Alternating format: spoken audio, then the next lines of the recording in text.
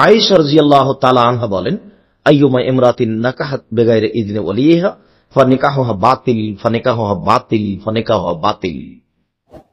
কোন মহিলা যদি নিজে নিজেই বিবাহবশত, অভিভাবকের অনুমতি ছাড়া, পিতার অনুমতি ছাড়া, তাহলে সে বিবাহ বাতিল, সে বিবাহ বাতিল, সে বিবাহ বাতিল।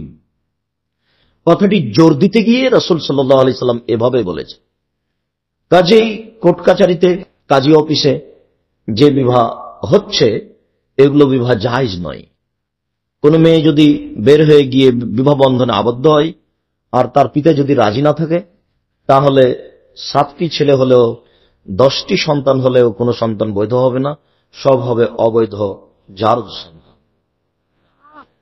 অতদিন পর্যন্ত এই বিবাহ বৈধ হবে না যতদিন পর্যন্ত মেয়ের পিতা সম্মতি না জানিয়েছে।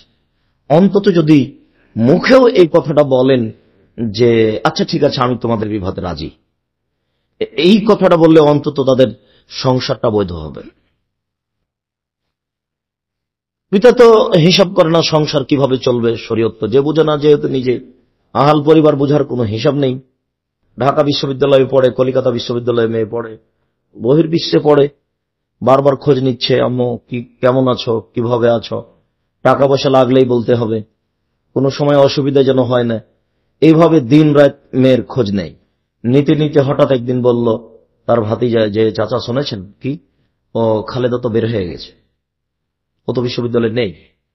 এক দুষ্ট কুৎসিত মদখোর 3 নম্বর শ্রেণীর ছেলের সাথে বের হয়ে গেছে। তখন ওর পিতা বলছে এখান থেকে যে তোকে ত্যায্য পুত্র করলাম, তোকে ত্যায্য পুত্র করলাম, তোকে ত্যায্য পুত্র করলাম, জিন্দেগিতে তোকে আর বাড়িতে উঠতে দিব না, তোর মুখও দেখব না। বাপের কত কথা, মানে তোর হিসাব নিকাশ নেই। তুমি তো মেয়ে অনেকদিন আগে বাড়ি থেকে বের করে দিয়েছ, আজকে তো বের হতেই পারে স্বাভাবিক। তুমি মেয়েকে ত্যায্য পুত্র করলাম বলে কি বলতে চাচ্ছ? কোটিবার যদি বলে পিতা যে তোমাকে ত্যায্য পুত্র করলাম, এই কথার 5 পয়সা দাম নেই। বাপ মরলেই মেয়ে জমি ভাগ করে নেবে এবং তাকে কেউ ঠেকাতে পারবে না। সব অহেতুক কথা। মেয়ে বের হয়ে গেছে, 3 ঘন্টার মধ্যে মেয়ে ফিরিয়ে নিয়ে আসেন যে কোনো মূল্যে, আর নইলে ওখানে গিয়ে বলেন যে আমি তোমাদের বিবাহতে রাজি। তাহলে অন্তত তারাও বাঁচে পাপ থেকে, জেনা থেকে, আর আপনিও বিপদ থেকে বাঁচেন। আপনার এইসব রাগের 5 পয়সা দাম আছে? মেয়ে আগেই তো বের করে দিয়েছেন, ও তো বাইরে থাকে, আপনি তার কি দেখবেন? একটা মেয়ে বাড়িতে রেখে টিকিয়ে রাখা যায় না, সে বাইরে আছে, সে তো আরেকজনের সাথে বসে থাকবে, দিন রাত বসে আছে। আর আপনি তাহাজ্জুদ পড়ে জান্নাত কিনতে চাচ্ছেন, কিনে জান্নাত তো রাস্তায় পড়ে আছে। জান্নাত তো পৈতৃক সম্পত্তি, জান্নাত হচ্ছে পৈতৃক সম্পত্তি, এটা আমার বাপের জমি। আমি চাষ এদিক থেকে শুরু করব কি ওদিক থেকে শুরু করব সেটা আমার ব্যাপার, লোকের কি? জান্নাত আপনার নিজস্ব ব্যাপার, দখল করে নেন। বাড়িতে বসে থেকে জান্নাত কিনতে চাই, অথচ এটা হিসেব ঠিক নয়। জান্নাত বহু দূরে।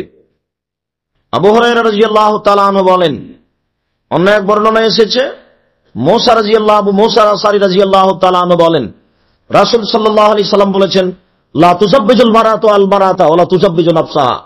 কোন মহিলার বিবাহ দিতে পারে না, কোন মহিলা নিজে নিজেও বিবাহ বসতে পারে না।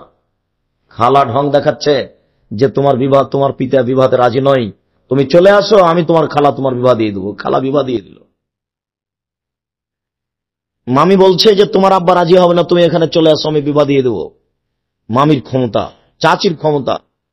পৃথিবীর কোন মহিলা নিজে নিজে বিবাহ বসতে পারে না, পৃথিবীর কোন মহিলা নিজে নিজে বিবাহ দিতেও পারে না। দুটাই হারাম, দুটাই জেনা, কোন সুযোগ নেই। কোর্টের বিবাহ বাতিল, কাজী অফিসের বিবাহ বাতিল, মেয়ের নিজস্ব বিবাহ বাতিল। খালা ফুফু দাদি নানি যে কোনো মহিলা বিবাহ দিয়ে দিলে সে বিবাহ বাতিল, সে সংসার অবৈধ হবে, সন্তান অবৈধ হবে। সম্মানিত উপস্থিতি, আবু মুসা আশআরী রাদিয়াল্লাহু তাআলা আনহু বলেন, রাসূল সাল্লাল্লাহু আলাইহি সাল্লাম বলেছেন, লা নিকাহা ইল্লা বিওয়ালিয়্যিন। অভিভাবক ছাড়া বিবাহ হয় না, পিতা ছাড়া বিবাহ হবে না। পৃথিবীর কোনো মানুষ বিবাহ দিতে পারে না। পিতার বর্তমানে নানার উকিল হওয়া হারাম।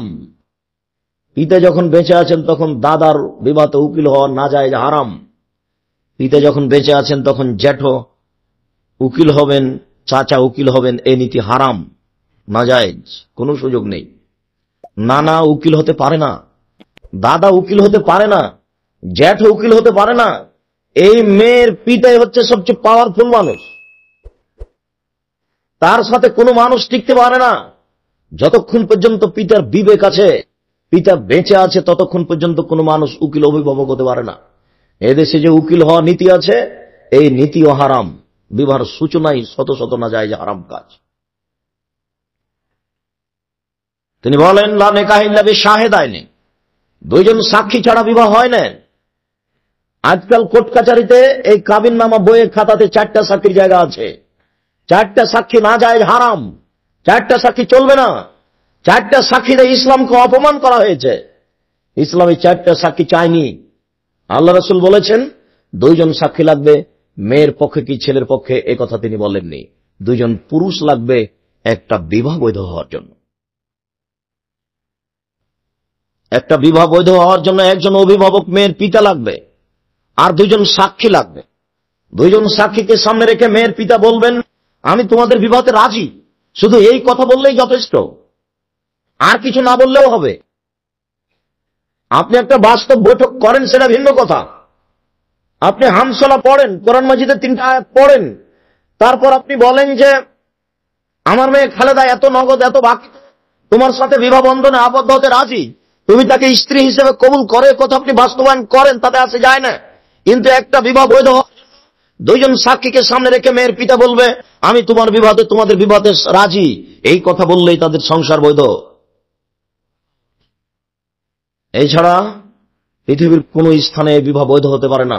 কোর্ট কাচারি এই বিবাহ বৈধ করতে পারে না। নানা, খালা, ফুফু কেউ এই বিবাহ বৈধ করতে পারে না। হ্যাঁ, একটু বলতে পারেন পিতা যে আমি যেতে পারছি না, তার ছোট ভাইকে, তার বড় ছেলেকে, যে আমি রাজি আছি, তুমি ওখানে থাকো, গিয়ে যে বিবাহটা পড়িয়ে দাও। তার রাজি সম্মতি জানাতে হবে।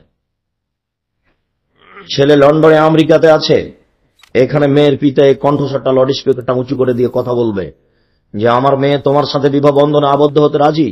লন্ডন থেকে বলবে আমি তাকে কবুল করলাম, তাকে কবুল করলাম, এই কথাটি 2জন সাক্ষী শুনবে, এর নাম বিবাহ। তাদের বাস্তব সংসার 2 মাস, 6 মাস, 2 বছর পরে হোক, তাতে আসে যায় না।